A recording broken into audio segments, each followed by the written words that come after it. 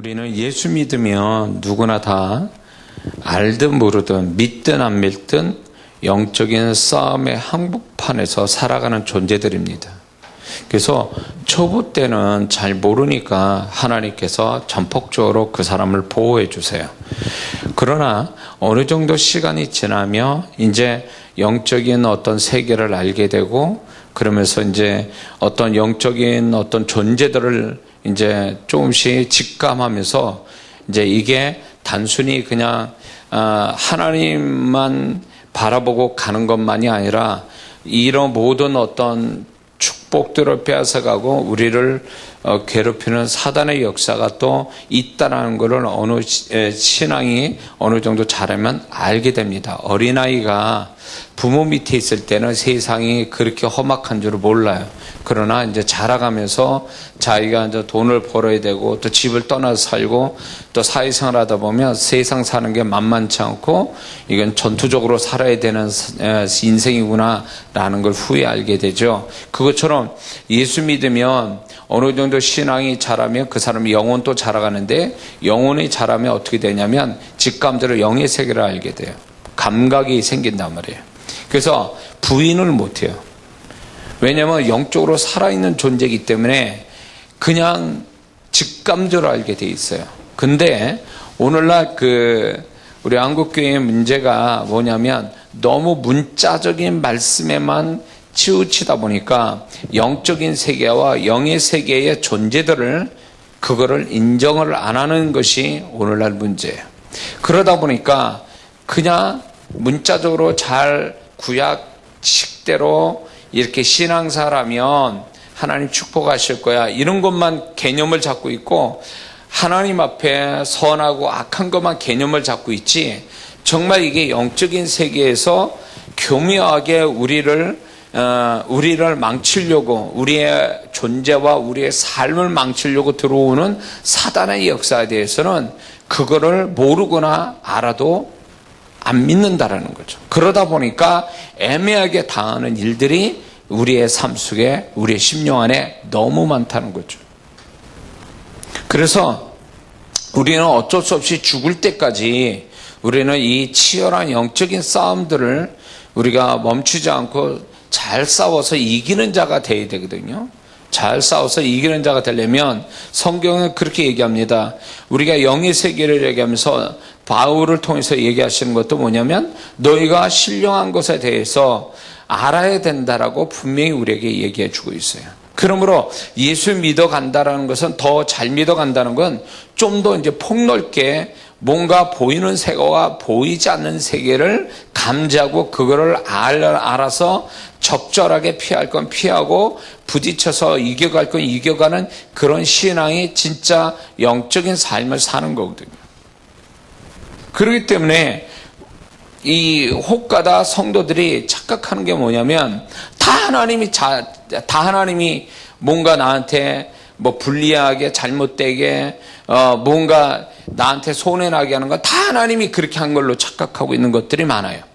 그러나 그게 그 생각의 반 이상은 틀렸다라는 거죠. 왜냐하면 하나님의 물론 크게 생각하면 하나님의 허락 안에서 사단의 역사가 일어나지만 가까이 우리가 들여다보면 직접적으로 사단이 우리에게 공격해 오는 것들이 너무 많다라는 거예요. 그거를 적절하게 하나님은 대응하라고 미리 알게 하시고 깨닫게 해서 방어할 수 있게 하고 또 어떻게 공격할 그거를 가르쳐 주는데 그거에 대한 감을 못 잡고 있으니까 육적인 삶을 사니까 너무 육적으로 치우치니까 영적인 감각들이 작용하지를 못하는 거예요. 그러니까 너무 보이는 것만 치우치다 보니까 보이는 세상에 보이는 어떤 상황에만 치우치다 보니까 이 배경에 뒷배경에 보이지 않는 영의 세계에서 작용하고 있는 것들을 분별을 못한다는 거죠. 보이는 세계는 보이지 않는 영의 세계에서 만들어진 것들이 실상으로 나타나는 게 지금 우리의 보이는 육의 세계에서 나타나는 것들이거든요. 그렇기 때문에 하나님께서 우리가 육적인 사람이면서 동시에 영적인 사람인데 영의 세계에서 뭔가 거기서 치열하게 싸워서 이기는 자가 되어져서 우리의 육적인 삶을 하나님 기쁘게 해드리고 또 우리가 이겨서 내 축복 내가 받아가는 이런 삶이 필요하다는 거죠. 그래서 사단의 공격은 끊임없이 우리가 죽을 때까지 우리에게 역사를 하는데, 사단의 공격이 없다고 가정을 할 때 어떤 사람이 사단의 공격이 없어요? 그러면 두 가지 중에 하나예요. 극단적으로 보면 사단의 공격이 없는 사람은 첫 번째는요, 하나님이 그 사람을 너무 존귀하게 여기셔서 사단이 더 이상 그 사람한테 역사하지 못할 정도로 철저하게 보호하실 때 사단의 공격이 없어요. 두 번째는, 이건 반대적 극단적인 건데, 이 영혼에 대해서 공격할 가치가 없는 영혼일 때는 사단이 공격을 하지 않아요. 다시 예를 들어서 이런 사람은 뭐냐면, 세상 항복판에 들어가서 죄와 뒹굴며 사는 사람은 사단이 공격할 이유가 없어요. 이미 자기 밥이기 때문에. 그래서 이 양극단에 있는 사람이 하나님의 절대적인 어떤 그 사단의 공격을 받지 않는 두 양쪽의 사람인데, 이거는 하나님이 철저하게 보호해서 사단의 공격이 없다라는 것은 이건 굉장히 스페셜해요. 이거는 그 사람이 정말 굉장한 스페셜한 사람이고 일반적인 크리스찬이 아니에요. 굉장한 어떤 절대적 하나님 보호할 수밖에 없는 존귀한 사람이거나, 그것이 평생 절대적으로 보호하는 게 아니라 어느 시점에서만 하나님이 절대로 보호하시는 거지, 평생도록 이런 식으로 사단의 공격을 막아주시는 건 절대 아니라는 거예요. 자, 그런데 사단이 공격을 할 때 두 가지 이유에서 공격을 하게 됩니다. 첫 번째는 사단의 영역을 침범해서 사단의 영역을 깨버리는 작업을 할 때 사단이 공격해요. 예를 들면 이런 겁니다. 전도하는 사람들 있죠. 전도에서 영혼을 살리는 일은 가장 생명을 살리는 일이니까 진짜 영적인 세계에서 보면 최전방에서 싸우는 사람들이거든요. 선교하거나 전도하는 사람들은요. 근데 그런 사람들은요, 사단의 공격이 굉장히 심해요. 왜냐하면 사단의 영역에 들어가서 영혼을 건져내는, 사단의 영역을 깨부시는 작업을 하는 사람들이기 때문에, 그래서 이게 전도하거나 선교하는 사람은 굉장히 위험한 일들을 많이 당하고, 선교에 관한 선교사분들이 그 간증하는 거 보면 진짜 눈에 보이게 막 사단이 역사하는 게 그런 것들을 간증하게 되거든요. 그리고 전도자들, 제가 이제 전도할 때도 과거에 전도할 때 이제 저 지역에 이제 둔포라는 데가 있는데, 거기에 이제 그 인공심장을 달고 그 목회하시는 목사님이 있었어요. 아주 좀 호리호리 조그맣고 키도 조그맣고 몸도 약해요. 근데 그분이 그 동네에 매일 전도하는 거예요. 소리치면서 매일 전도를 하다가 그 동네에 정육점에 들어갔어요. 고깃집을 들어갔는데 다 아는 사람들이에요. 근데 희한하게 전도할 때에, 이 목사님이 전도할 때에 무슨 일을 당했냐면, 그분이 그 정육점에 있는 그 주인이 칼을 들고 나와서 죽인다고, 그 목사님을 죽인다고 칼을 들고 나온 거예요. 동네 같이 아는 사람인데. 근데 이 목사님이 그럼 죽여라, 죽이세요 그냥. 예? 이렇게 그냥 뒤미니까 이 사람이 이제 뒤로 움찔하고, 그러고 이제 그 일을 그만뒀단 말이죠. 그때 그거를 그분이 간증을 했어요. 같이 전도하다가 그분이 그날 당한 일을 얘기하는데 그 얘기하는 거예요.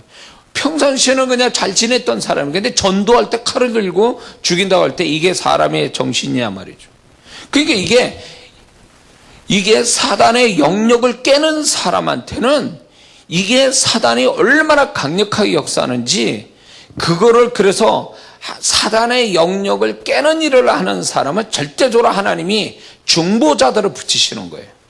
중보 기도를 하게끔 만들어요. 그래서 전도하거나 선교할 때는 반드시 그 주변에 같이 전도해 주는 사람이 같이 있어야 그 사람이 안전하고 또 하나님이 인도하시면 받을 수 있거든요. 그래서 뭔가 사단의 영역을 깨려고 막 이렇게 작업을 하는 사람은 각오해야 돼요. 이건 이제 역사가 오겠구나. 제가 이제 그 땅과 공간의 축복의 그 간증에도 놓지만 제 안산에서 집회할 때에 그 안산 그 건축한 3층 정도 지은 그 건축한 교회 이제 제가 집회를 하러 갔는데 그 교회에서 약 대각선 한 50m에 거기도 3층인가 4층짜리 절간이 만들어진 거예요. 절간이. 도시로 내려와가지고 절간을 만들었다고. 크게 그 절 표시하고. 근데 이제 내가 그런 영적인 세계를 얘기하니까 그 교회 전도사님, 여자 전도사님인지 성도인지는 알 수 없는데 그 양반이 영적으로 좀 깨어 있으니까 자기가 그 절간 없앤다고 기도를 한 거예요. 혼자서. 기도를 했는데 무슨 일이 벌어졌냐면 기도하다가 그 사단이 와서 친 거예요. 그래가지고 못 일어난 거예요. 그 기도한 그 다음날은 뻗어가지고 계속 몸살 나는 것처럼 못 일어났어요. 그러다가 이제 내가 이제 매주 갔었는데 거기에 그래서 내가 이제 그분이 나한테 얘기해서 알게 된 거예요. 그래서 제가 기도도 해주고 이랬는데 제가 그랬어요. 뭐라 하냐면 이거는 혼자서 해야 될 문제가 아니라고. 혼자 하니까 당하는 거라고. 이거는 연합해서 교회적으로 기도를 해야 되는 거지 개인으로 기도했다면 오히려 당한다고. 제가 그런 얘기를 했어요. 광주교회에서 왜 광주교회가 왜 폐쇄가 됐니? 이렇게 문을 닫게 된 원인 중에 하나가 뭐였냐면 도시구원을 한다고 광주 지도를 가지고 도시구원한다고 이제 제가 이제 그 은혜 받았던 책을 통해서 이제 자극을 받아가지고 이게 우리 교회만 부흥할 게 아니라 도시 전체를 구원하는 일을 이걸 해야 되겠다. 이게 하나님이 기뻐하신 거고 이 안에 있는 교회들 다 사는 길이다 하고 어마어마한 그거를 이제 설명하고 성도한테 설명하고 기도하자고 그러면서 매주 기도를 했어요. 그 부분에 대해서. 근데 지나고 보니까 그거 기도한 이후로 교회가 쪼개지기 시작하는 거예요. 목회, 그러니까 부목사하고 집사님하고 싸우고, 성도가 성도끼리 싸우고, 그래가지고 막 찢어지고 짜게지고, 그러면서 이제 그 와중에 교회가 경매로 넘어가 버린 거예요. 그래가지고 다 못 받고, 보증금도 못 받고, 200만 원 받고 나올 수밖에 없는 상황이 돼버린 거예요. 그러면서 나오면서 교인들이 다 흩어져 버려요. 그런 걸 보면서 이게 뭔가 사단의 커다란 진을 깨트리는 그런 작업을 하니까 사단이 막 겁 없이 진짜 우는 사자처럼 달겨들어가지고 역사를 하는구나. 그래서 딱 우리가 판단할 때에 사단의 영역을 깨는 뭔가 일을 한다라면 아예 각오해야 돼. 그리고 자기만이 아니라 주변의 중보 기도자를 반드시 부탁을 해야 돼요. 그래서 지지 않고 이길 수 있도록. 그래서 괜히 섣불리 건드려 놨다가는 오히려 당하는 수가 많거든요. 영의 세계는 능력 세계. 그래서 능력이 어느 쪽이 크냐 따라서 능력이 큰 게 능력이 작은 걸 잡아요. 잡히게 돼 있다고요. 그게 하나님의 허락 안에서 일어나는 거예요. 그러니까 우리가 영적인 능력을 가지지 못하면 오히려 사단에게 당하는 일들이 참 많아요. 그런 게 많다고. 한 예로 귀신 들린 애를 하나 고치겠다고 들어갔다가 자기가 그 귀신보다 영역이 짧으니까 안 되니까 그냥 귀신한테 의도 터지고 그냥 이렇게 오는 경우도 있고 또 그런 육체적으로 물리적으로 그렇게 당하는 수도 있지만 이렇게 이런 게 있어요. 한 번은 무슨 일이 있었냐면 오래된 얘기인데 여호와 증인을 길에서 만나가지고 여호와 증인을 만났는데 나는 전도할 마음 가졌고 그쪽에서도 나를 전도하려고 딱 같이 만나게 된 거예요. 딱 길에서 만나게 됐는데 그때는 나는 그 영적인 세계를 몰랐지만 기도를 그때 청년 시절에 너무 기도를 많이 하다 보니까 어느 정도 감을 잡고 있었어요. 근데 이 사람이 누구였냐면 그 여호와 증인의 소위 말하면 지역장 같은 사람이에요. 지역장. 그런 사람하고 상대를 하다 보니까 뭐가 오냐면 한참 하다 보니까 내가 밀린다는 느낌이 드는 거예요. 영적으로. 나는 전도를 하는데 이게 되는 줄 알았더니 이게 오히려 이 사람한테 내가 뭔가 말리고 있다는 느낌이 들어가지고 그래가지고 더 이상 얘기 안 하고 딱 헤어졌는데 지금 돌이켜보면 그게 능력 싸움에서 진 거예요. 그러니까 내가 능력이 작으니까 그게 그 사람의 능력이 커 보니까 나를 잡는 거예요. 그리고 이런 게 있어요. 어느 장소에 갈 때에 그 장소 자체가 흑암으로 덮여가지고 악한 영의 드글드글한 그 장소에 딱 갔을 때에 그런 영적인 기운, 안 좋은 기운을 이길 만한 능력이 되면 아무런 현상이 안 일어나요. 그런데 내가 거기서 뭔가 영이 약한 그 흑암의 세력보다 내가 영이 약하면, 영적인 능력이 약하면 벌써 데미지 받아버려요. 데미지 받아요. 마음이 우울해지거나 슬퍼지거나 갑자기 분노하거나 뭔지 모르게 육체적으로 힘든 일이 생겨나 그렇게 돼버려요. 그게 능력 세계거든요. 그러니까 사단은 영의 세계에서 능력이 모자라면 아예 건들지 말아야 돼요. 건드렸다면 이겨야 돼요. 근데 혼자서 못 이기면 합세해서 이겨야 돼요. 그게 영의 세계예요. 응? 자, 그런데 사단이 공격하는 데는 딱 두 가지예요. 첫 번째는 사단이 자기 영역을 침범할 때, 두 번째는 뭔가 하나님의 역사가 일어날 조짐이 생긴다 그러면 사단이 역사예요. 사단이 그걸 공격해요. 그러니까 잘 되는 꼴을 보고 싶지 않은 거예요. 그리스도를 통해서 잘 되는 모습을 보고 싶지 않은 거예요. 뭔가 이 사람이 영적인 작업을 통해서 하나님이 역사를 가져올 것 같은 게 딱 보인다 그러면 이미 사단이 공격하기 시작하는 거예요. 그래서 뭔가 하나님의 역사를 가져오려고 하는 무슨 영적인 작업을 한다 그러면 이게 확실하다라면 사단이 초를 치는 작업이 반드시 있어요. 그걸 통해서 낙심할 게 아니라 아, 이게 제대로구나. 이게 정말 하나님의 역사가 오는 것을 나보다 마귀는 더 정확하게 알고 있구나. 창세기 3장에 보면 하와는 자기 남편 아담으로부터 하나님의 음성을 들었습니다. 먹는 날 죽는다? 근데요, 이 하와는 아담으로부터 받은 자기 남편을 받아 하나님 말씀을 다 기억 못했어요. 아리까리 했어요. 그러나 중요한 건요, 마귀는 이미 그 말씀을 너무 정확하게 알아서 가지고 놀았어요. 그 말씀을 가지고. 이게 뭘 얘기하냐면 마귀가 더 잘한다는 거예요. 영의 세계에서. 하나님 말씀을 더 잘 알아서 그 말씀을 가지고 장난질해요. 예수님께 왔을 때도 그거 가지고 말씀 가지고 장난질 했잖아요. 그건 무슨 얘기냐면 마귀가 인간보다 하나님의 말씀에 그 지식적인 거와 그 말씀의 능력을 이미 알고 있다라는 거예요. 그래서 하나님의 말씀, 그러니까 마귀는 그걸 알기 때문에 뭔가 영의 세계에서 얘가 영적인 작업하는 게 장난이 아니구나. 뭔가 정말 역사가 오겠구나. 그게 딱 눈에 보이기 시작하면 그때 공격해요. 그래서 이제 나 같은 경우에도 이렇게 보면 내가 영적인 작업을 뭘 한다? 그랬을 때에 사단의 공격이 오면 아, 이게 틀림없는 거구나. 아주 공식이 그렇게 돼요.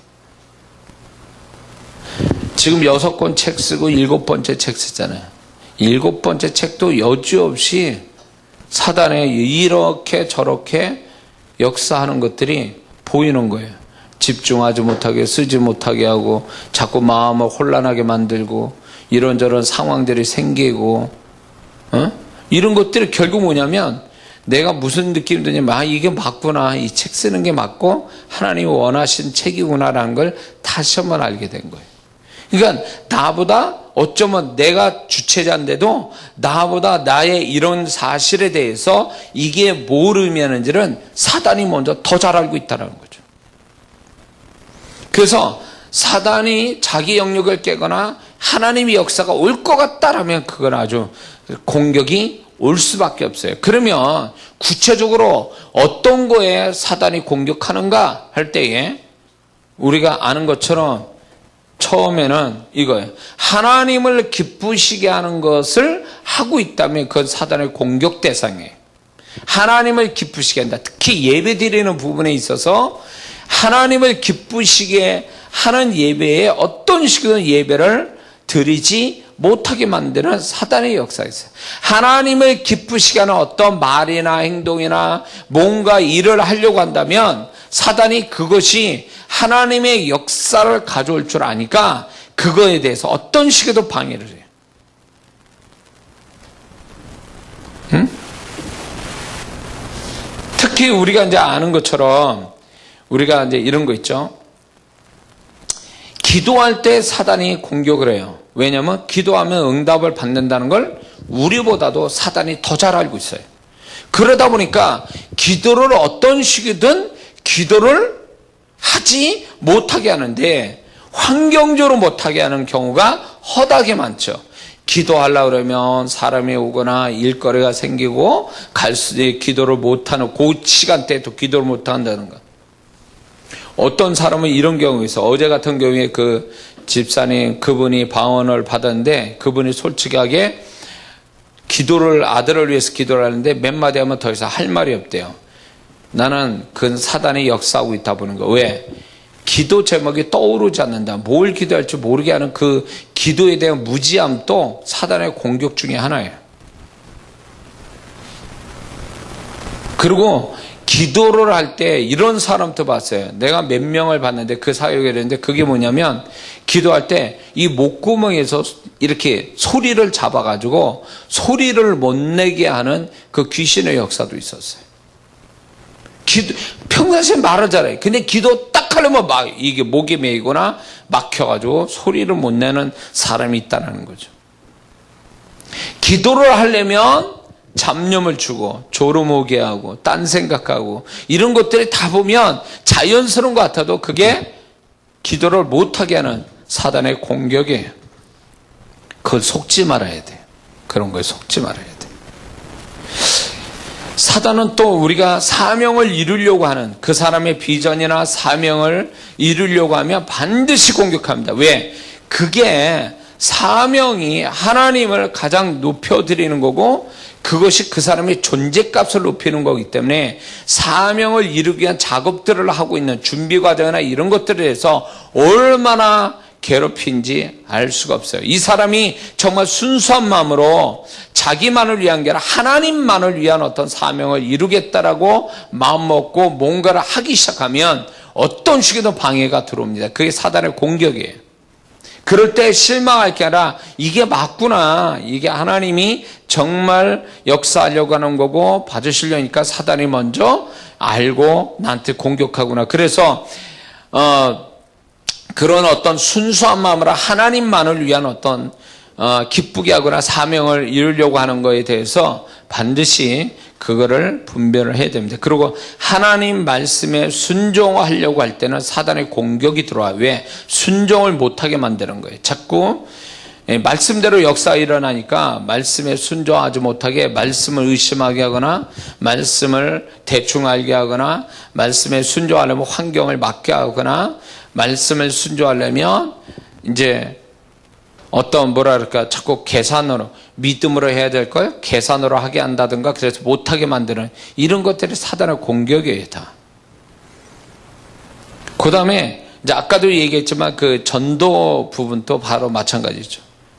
그 다음에 또 뭐가 있냐면 연합을 한다고 치면 믿는 자들이 무엇이든 믿는 자끼리 연합하고 믿는 자끼리 뭔가 연합을 해서 뭔가 일을 벌리려고 하면 사단이 아주 적극적으로 거기에 개입해서 역사를 합니다. 왜? 교회는 연합을 위해서 존재하는 거예요.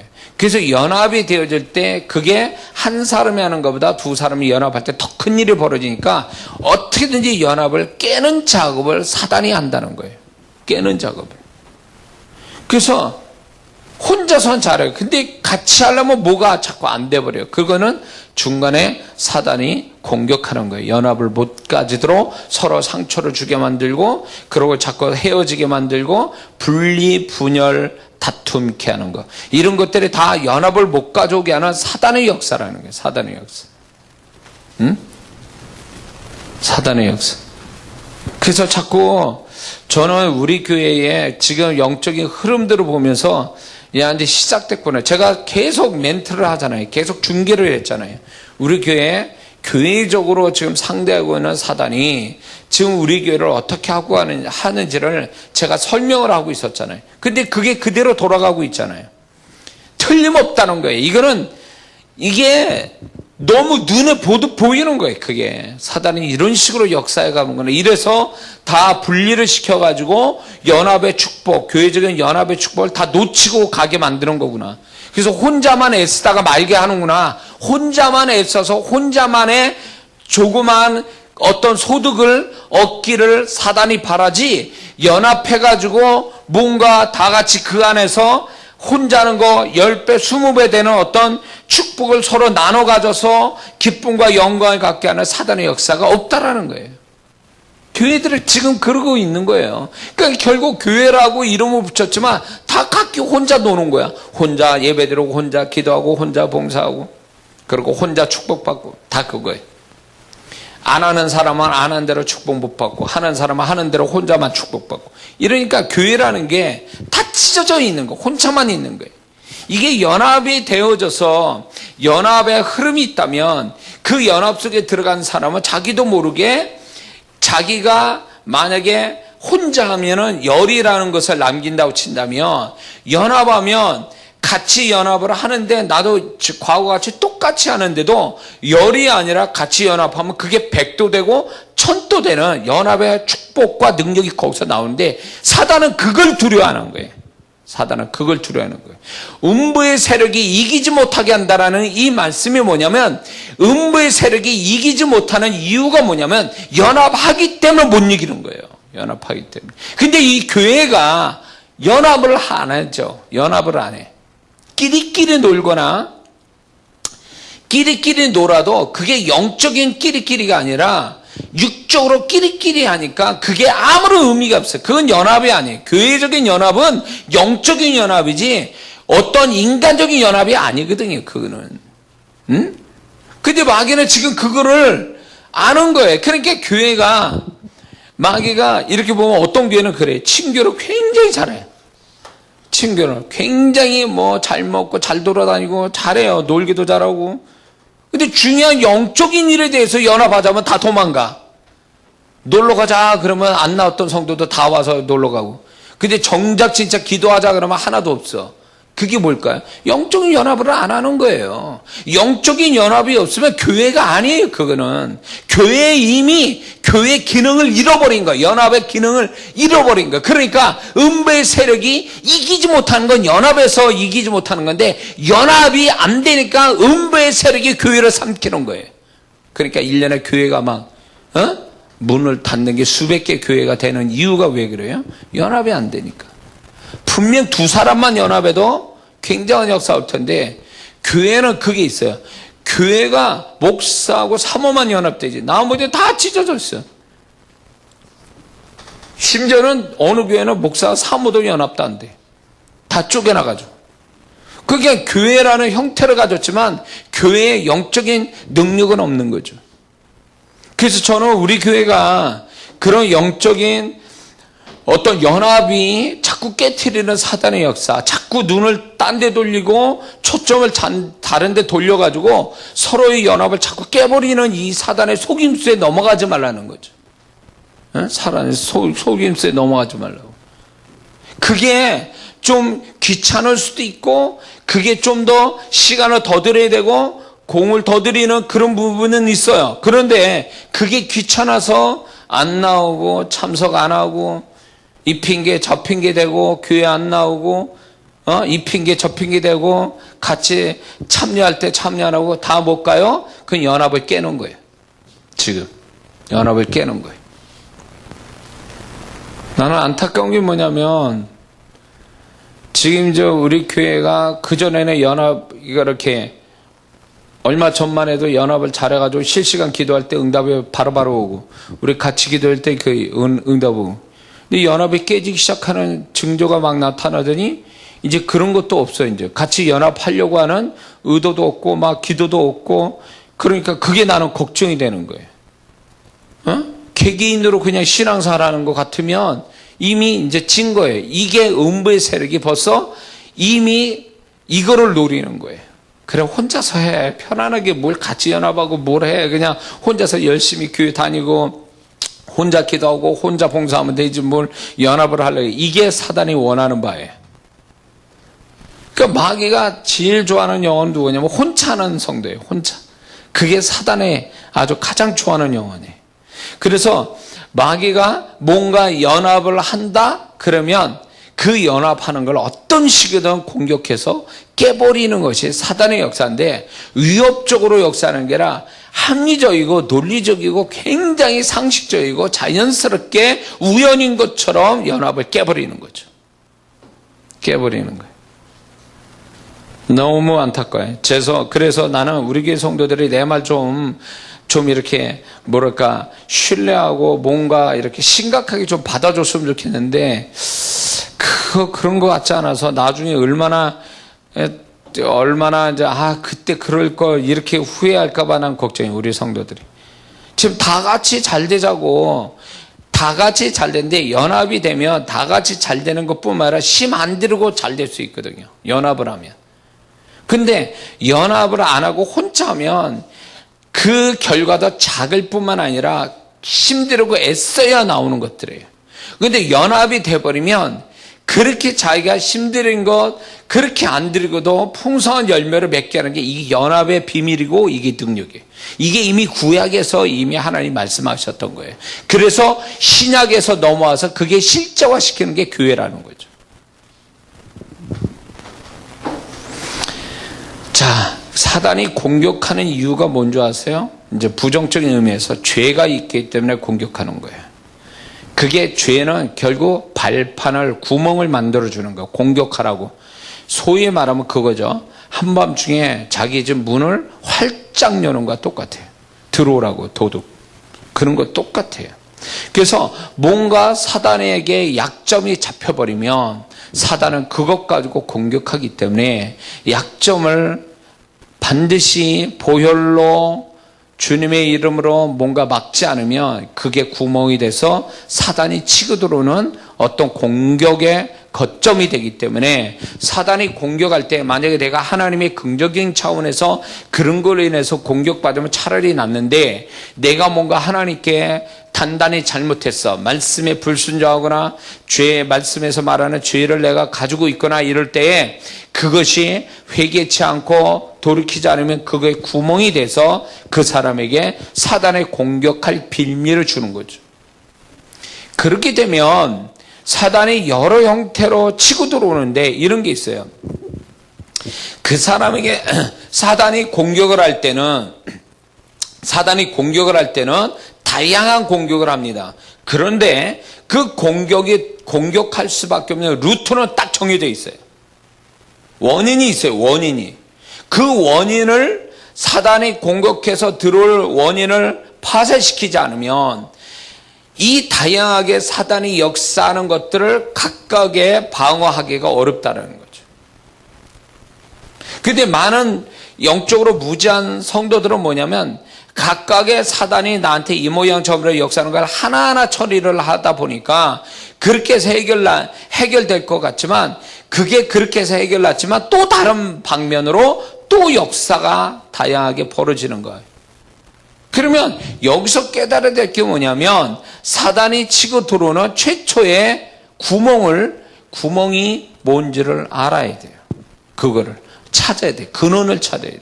그래서 그거를 해결해야 사단의 공격이 거기서부터 끊어지는 거예요. 그러면 그게 무슨 어떤 비유로 들면 이런 거예요. 뿌리를 뽑아버리면 더 이상 그 잎이 자라지 못하고 그 나무에 열매를 맺지 못하는 거와 똑같아요. 뿌리를 뽑아버려야 되는 거예요. 뿌리를. 가지만 자른다고 되는 게 아니라는 거예요.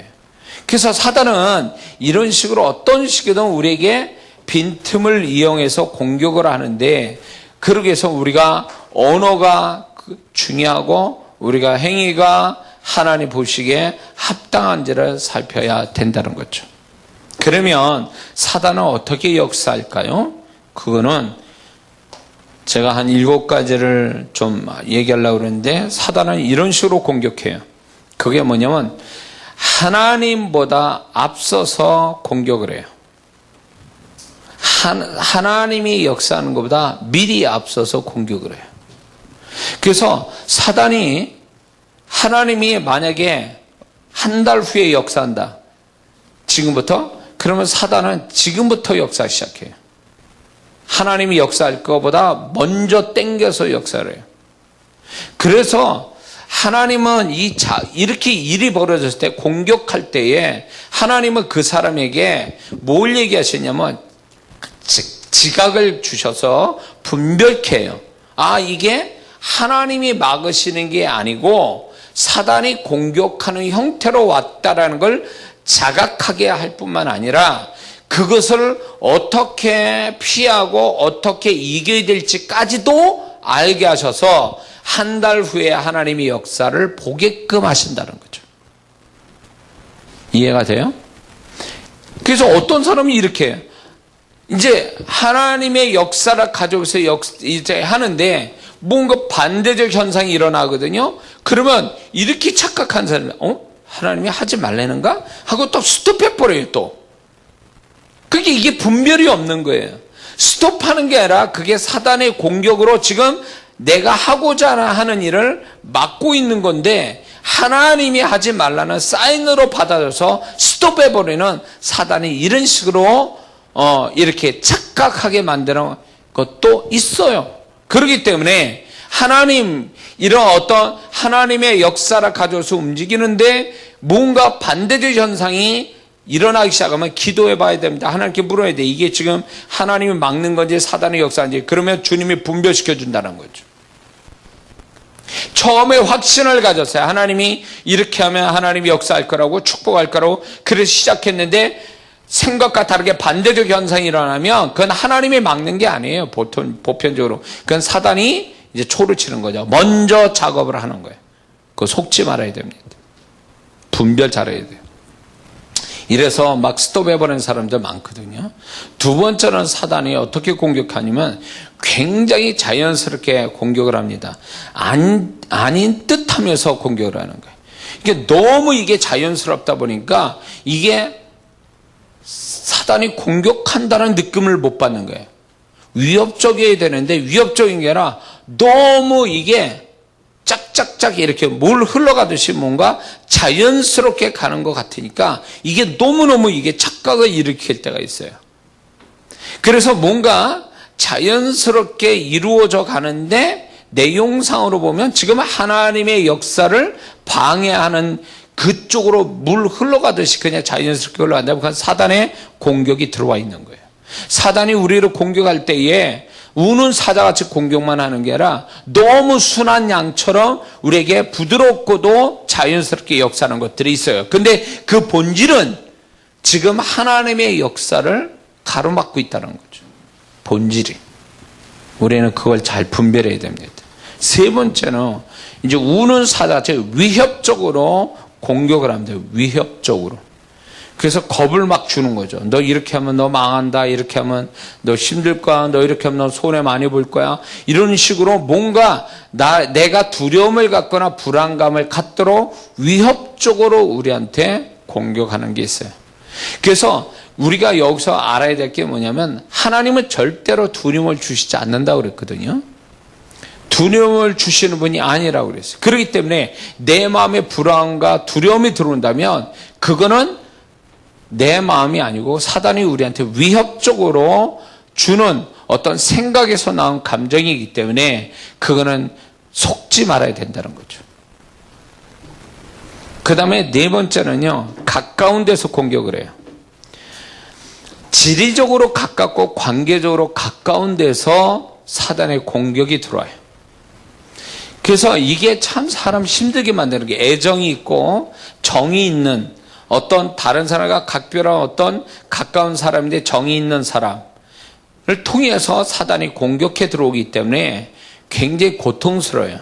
그게 가족일 수도 있고 그게 질친한 친구일 수도 있고 그런 가까운 데서부터 공격이 치고 들어오니까 슬프고 굉장히 낙심이 되죠. 근데 그걸 분별해야 돼요. 영적으로 같은 교통이 일어나고 같은 하나님 편에 서 있지 않는 사람이면 아무리 성품이 좋은 사람도 결국 내 원수가 될 수 있다는 거죠. 가까운 사람이 그게 영적으로 가까운 게 아니에요. 육적으로 가깝다 해서 영적으로 가까운 것도 아니에요. 네? 그렇기 때문에 나하고 이렇게 가깝다 해서 방심하고 있다가 그 가까운 사람에 의해서 상처를 받아가지고 하나님의 역사나 축복을 가져올 거 스톱하는, 이게 사단이 원하는 바거든요. 때려치자. 에이, 내가 뭘 영광, 내가 무슨 영광을 얻겠다고, 내가 이렇게 해서 뭘 어떻게 하자고, 내가 이 가까운 사람한테 욕먹고, 가까운 사람한테 신뢰도 못 받고, 가까운 사람한테 비난받아면서 왜 내가 이 짓을 하지? 이러면서 자꾸 생각을 그렇게 넣어주는 거죠. 그래서 이 가까운 사람을 이용한단 말이에요. 그래서 우리가 무슨 하나님을 기쁘시게 하거나 역사를 가져오거나 축복을 가져올 때 가까운 사람이 뭔가 하나님의 흐름에 같이 가는 게 아니라 반대로 가면 이 사람은 나하고 영적으로 먼 사람이구나 라는 걸 알아야 돼요. 그러면 어떻게 해야 되냐면 그 사람을 미워하거나 그 사람을 화를 낼 게 아니라 이 사람에 대하여 오히려 영적인 상태가 지금 나하고 이런 거리감이 있는 거에 대해서 오히려 그 사람을 적나라하게 봤기 때문에 기도해 줘야 돼요. 그게 더 실감나게 기도해 줄 수 있다는 거죠. 영적으로 멀구나. 나하고는 가까운데 육적으로는 가까운데 영적으로는 멀구나. 그러면 슬프지만 그게 어떻게 보면 영적인 현실이에요. 그러다 보니까 그거를 육적인 감정만 가지고 얘기할 게 아니라 불쌍히 여겨야 돼요. 그 영적으로 뭔가 서로가 교통하지 못하고 가깝지 못하고 내가 하나님 편에 서 있는데 저 사람은 하나님 편이 아니라는 것에 대해서 우리가 슬프게 생각해야 됩니다. 그러면서 저는 이런 걸 느껴요. 내가 기도를 많이 해주지 못해서 저 영혼이 지금 나하고 반대편에 서 있구나. 내 책임이 있는 거죠. 기도해주지 못해서. 나와 같은 영적인 동질성, 영적인 교통, 이런 게 영적으로 가깝지 못한 것도 결국 내가 일부분 책임이 있다는 거죠. 그걸 우리가 깨달아야 됩니다. 그 다음에 사단이 어떻게 공격하냐면 잘 되게 하다가 허점을 찌르는 공격이 있어요. 잘 되게 하다가 어떤 허점이 보일 때 그거를 이제 공격해버리는 수가 있어요. 잘 되어갑니다. 근데 잘 되어가는데 방심을 하게 되죠. 방심을 하다가 그 방심한 틈에 그 허점이 생기는 걸 공격하는 거예요. 그래서 우리가 이런 게 있어요. 뭔가 하나님의 역사나 축복을 이루어가기 위해서 움직일 때에 뭔가를 할 때에 우리는 알아야 될 게 잘 되어갈 때 조심해야 돼. 잘 되어갈 때. 뭔가 안 되면 사단이 막는구나 이렇게 알 텐데 뭔가 잘 되어가잖아. 그러면 뭐 이렇게 해서 정말 끝까지 가는가 보다 라면서 처음에 가졌던 그 마음에서 좀 집중력도 떨어지고 뭔가 좀 열심도 떨어지고 뭔가 좀 이렇게 뭐 느슨해지고 이래버리면 게을러지고 이러면 그때 사단이 그걸 타고 들어와서 역사하는 거예요. 그래서 잘 될 때 조심해야 돼요. 이게 이렇게 잘 가면 안 되는데 잘 이렇게 가면은 이건 뭔가 문제인데 그러면 좀 긴장해야 되는데 잘 되구나 그래서 끝까지 잘 되겠구나 라고 하다가 뒤통수 맞는 시기 되는 거예요. 조심해야 됩니다. 그리고 이제 어떻게 공격하냐면 뒤에서 공격하는 것들이 있습니다. 뒤에서. 앞에서 공격하는 게 아니라 앞에서는 보이니까. 근데 뒤에서 공격해요. 믿었던 데에서 사단의 공격이 치고 들어올 수 있어요. 그래서 흔히 이거예요. 내가 믿었던 사람, 어떤 믿었던 환경, 어떤 믿었던 일들에 대하여 거기서 사단의 공격이 들어와요. 그래서 믿었기 때문에 방심하고 기도 안 하고 그냥 잘 됐거니 하고 그러다가 거기서 역사라는 거예요. 그래서 내 주변에 내가 잘 이렇게 하잖아요. 잘 하잖아요. 그러니까 뭐 이렇게 하나님 축복과 역사를 가져오기 위해서 막 열심히 하는데 쟤는 저 사람은 아니면 이거는 기도 안 해도 하나님이 지금 잘 되어가니까 그러면서 믿거니 했던 거기에서 사단의 공격이 들어온다는 거죠. 그래서 그런 것들에 대해서도 끊임없이 우리가 기도 속에 늘 있어야 돼. 그런 것들이. 잘 해내는 것들, 믿을 수 있는 거라도 그걸 그대로 믿지 말고 거기에도 항상 내 기도가 들어가고 뭔가 내 관심이 가고 거기에 그러고 긴장하고 있어야만이 사단의 공격을 막아낼 수 있다는 거죠. 근데 이게 또 마지막 하나로 하면은 다 끝난 다음에 공격을 한다는 거예요. 다 끝난 다음에. 다 끝났어요, 이제. 내가 목표한 바를 이루고 역사도 가지고 축복도 가졌어요. 근데요, 그게 나만, 내가 내 축복만 끝났지 사단의 공격이 끝난 게 아니에요. 사단의 공격은 이제 그때부터예요. 어쩔 수 없이 끝까지는 갔지만 사단이 진 것처럼 보이지만 이제 마귀는 그래, 난 안 끝났어. 그러놓고 다 되어진 밥에 재 뿌린다고 이제 그때 역사가 오는 거예요. 어처구니없는 역사들. 그래서 다 됐다고 그럴 때 조심해야 돼요. 방심하거나 긴장 풀면 안 됩니다. 왜냐하면 다 된 다음에 거기다 재 뿌리는 사단의 역사가 반드시 있게. 그래서 잘 된 다음에 오히려 더 깨지고 뭔가 싸움 나고 뭔가 손해보는 일이 그때 생기는 이유가 왜 그러냐면 다 끝난 다음에 방심해서 역사가 그런 식으로 오는 거예요. 다 기억해도요. 다 이게 경험에서 나온 얘기고 사단은 이런 식으로 역사하니까. 그래서 이거를요. 우리가 기도 속에 이런 게 있어요. 하나님의 역사와 축복을 가져오기 위해서 우리가 굉장히 뭐랄까 레이더망 군대 보면 이렇게 뭐 비행기나 배 같은 거를 체크하기 위해서 레이더망을 돌리듯이 우리가 기도 속에서 하나하나 다 이렇게 레이더망 돌리듯이 기도하고 있어야 돼요. 그러면 하나님이 그게 처음은 모르는데 자주 반복해서 기도하다 보면 그 느낌이라는 게 있어요. 영적인 느낌.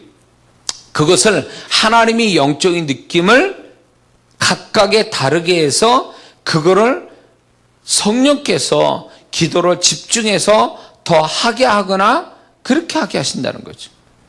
나는 모르지만 그런 부분을 생각하거나 기도할 때 성령께서 알아서 기도 양이 많은 데다가 기도를 부어주시고 그렇게 지나가게 하는 성령의 어떤 기도의 지도하심이 있다라는 거죠. 응?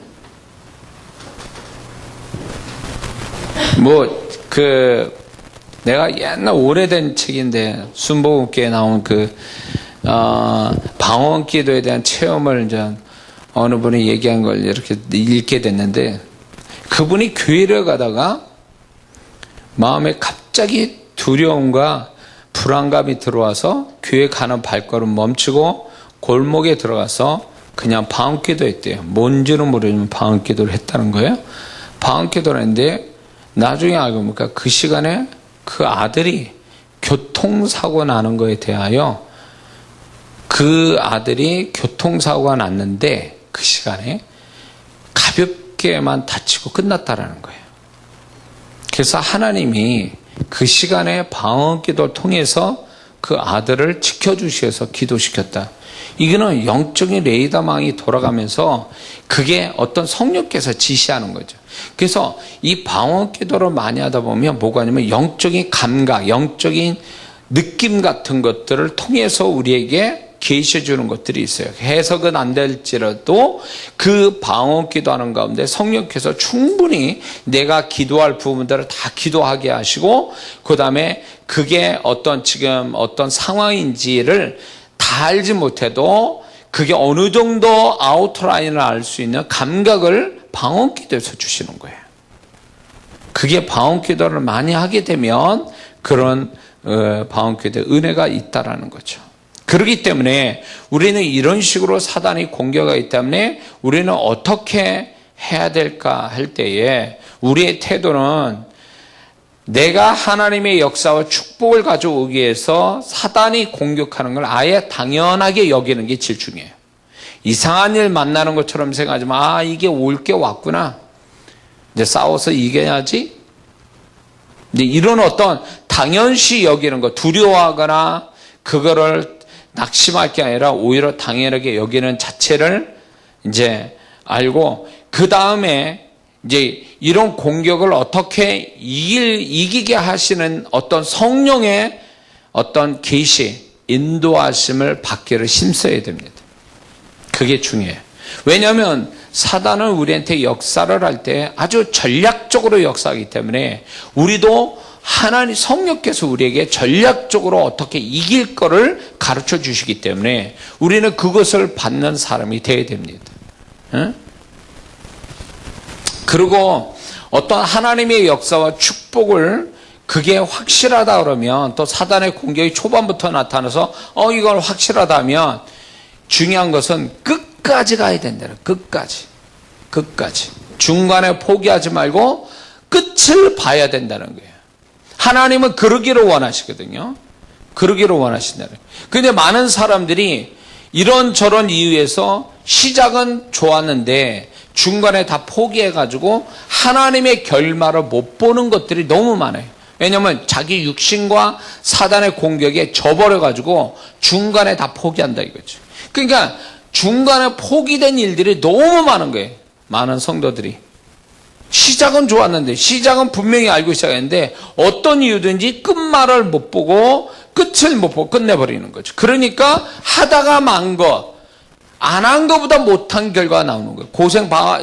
어느 정도 심수가 애쓰다가 결말도 못 보고 끝내버리는 이것이 얼마나 이게 억울한 일인가를 우리는 알아야 됩니다. 그리고 이런 사단의 공격이 올 때는 사단의 역사에만 초점을 둘 게 아니라 하나님이 나와 어떻게 함께 하시는지에 대한 증거를 찾아야 돼. 증거.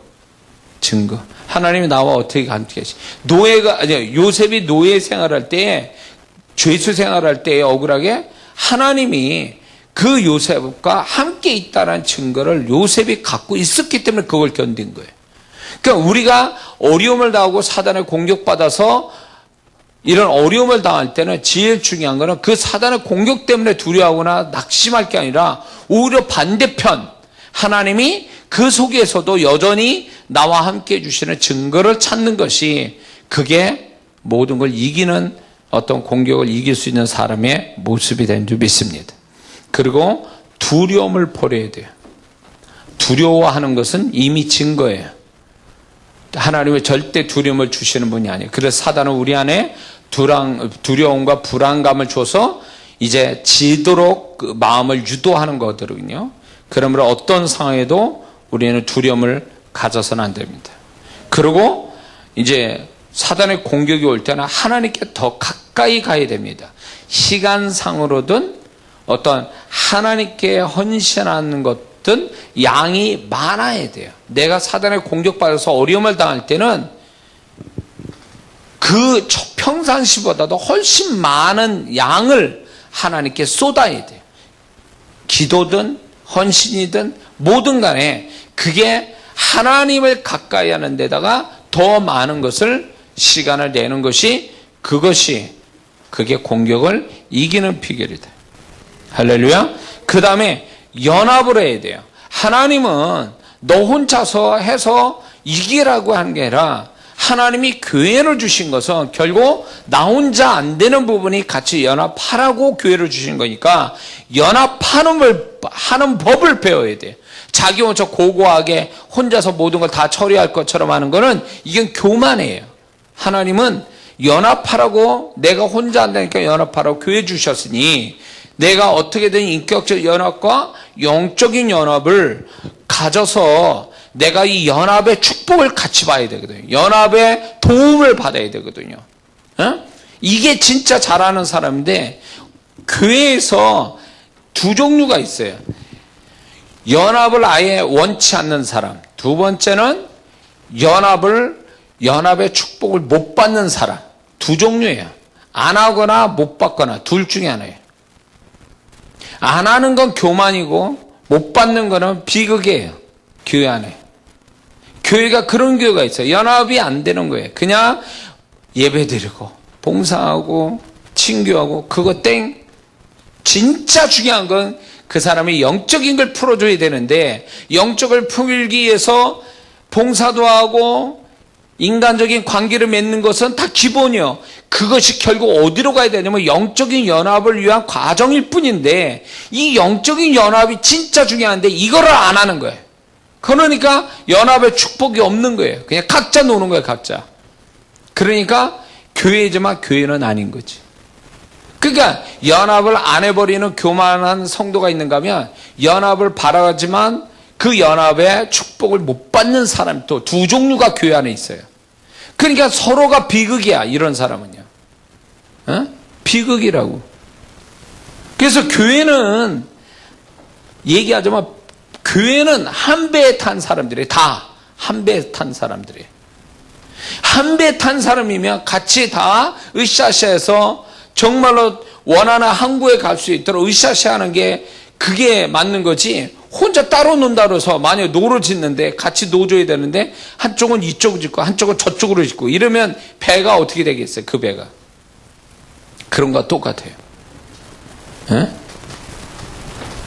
그리고 배를 타고 항해를 하는데 혼자 바다에 막 뛰어드는 사람이 있어요. 같이 타고 가야 되는데 이런 사람들이 얼마나 많은지 몰라요. 그러니까 연합의 축복을 전혀 못 받고 가는 거죠. 그러니까 이런 사람이 있어요. 하나님, 나 교회 봉사도 많이 하고 예배 잘 드리고 기도도 하는데 왜 내 삶이 이렇게 안 되는 것들이 많습니까? 할 때에 정답은 뭐냐면, 네가 네 힘으로 안 되고 연합해서야만이 네가 그게 되는 건데, 너는 교회의 연합의 축복을 못 받아서 그렇다는 거예요. 그 다음에 하나님의 인도하심을 받아야 됩니다. 공격을 받을 때는 하나님의 인도하심이 절대적이에요.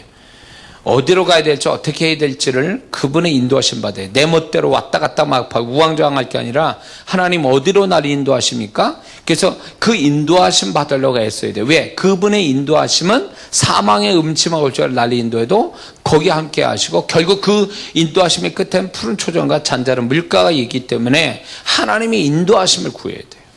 내 멋대로 왔다 갔다 우왕좌왕하면은 오히려 사단한테 공격을 더 받으니까, 하나님은 아세요. 안전한 길이 어딘지를.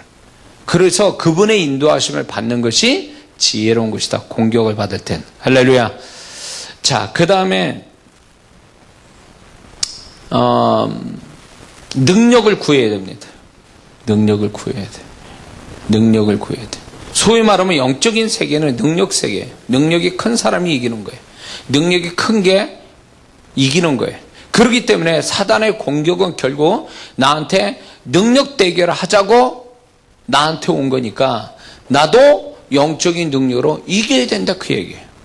근데 맨날 울고 짜고만 이러고 있고 자기 육신의 힘만 발휘하고 있고, 그렇게 해서는 영적인 이 사단의 공격을 못 이겨요. 사단은 영적인 존재고 영적인 능력 가지고 나한테 대드는데, 나는 육적인 힘 가지고 그걸 이긴다 그러면 그게 이겨지겠습니까?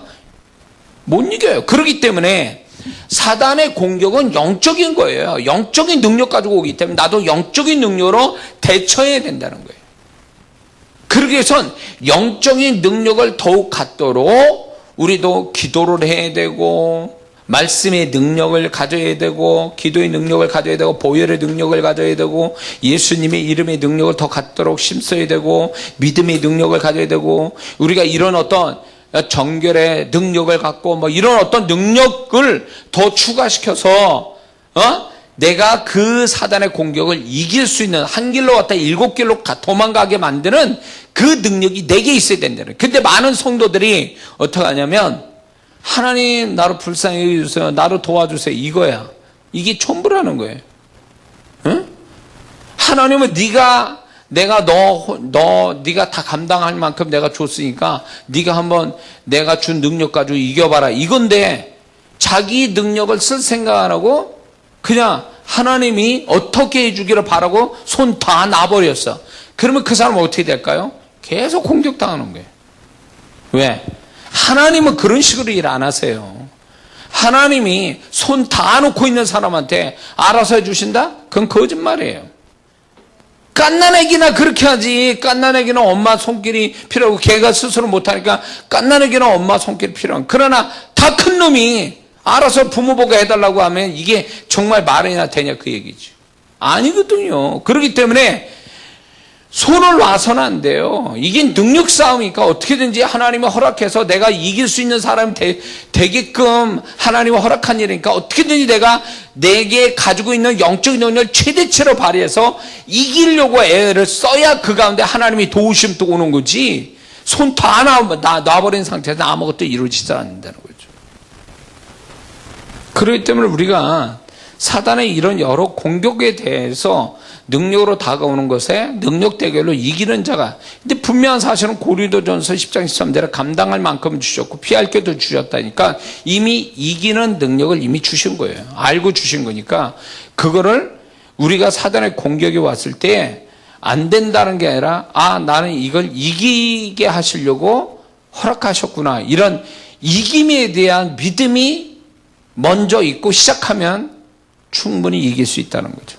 근데 나는 이 상황 보니까 나 질 것 같아, 이런 소리를 자꾸 이런 생각하니까 사단이 좋아라는 거예요. 우리는 벌써 이미 이김을 가지고 시작하는 것이 신앙이고 이게 하나님 바라는 건데, 이길지 질지 모르고 어쩌면 질 수도 있어 라는 생각 가지고 출발하는 사람은 결국 하나님의 축복을 못 본다는 거죠. 하나님 또 안타까운 거예요. 너 질 것 같니? 그러면 하나님 또 뭘 도와줘서 이기려고 하는데 본인이 벌써 질 거로 생각하니까 하나님이 어떻게 역사할 수가 없다는 거죠. 응? 이거 아주 중요한 얘기요. 보이지 않게 사단이 실감날 공격이. 그러니까 제가 말씀드렸죠. 우리 교회에 일어나는 일들을 누가 무슨 말하고 뭘 했는지 다 영의 일기에 다 써요. 왜냐하면 그 속에 우리 성도들 그 말과 행동의 속에 성령의 흐름이 있고 사단의 흐름이 있어요. 어떻게 이거를 성도들한테 분별시켜주고 사단의 역사는 차단시키고 성령의 역사는 증폭시키는 것이 이게 교회의 축복을 가져오게 하는 거거든요. 그래서 이게 목사만 아는 게 아니라 성도도 같이 알아야 같이 맞물려 돌아갈 수 있다는 거죠. 그래서 교회에 특히 나는 교회에 더 저기 하는 거는 개인의 역사에도 그런 게 사단의 공격이 있고 성령의 도우심도 있고, 그러나 그 싸움보다 더 큰 싸움은 이 공동체를 향한 싸움이에요. 가정과 교회라는 이 공동체에서 벌어지는 것들에 대하여 이런 것들을 이기는 자가 되기 위해서, 사단의 공격에서 이기는 자가 되기 위해서 우리는 반드시 이런 것들을 분별하고 대처할 수 있는 그런 영적인 그리스도인이 되어야 될 줄 믿습니다. 기도합니다.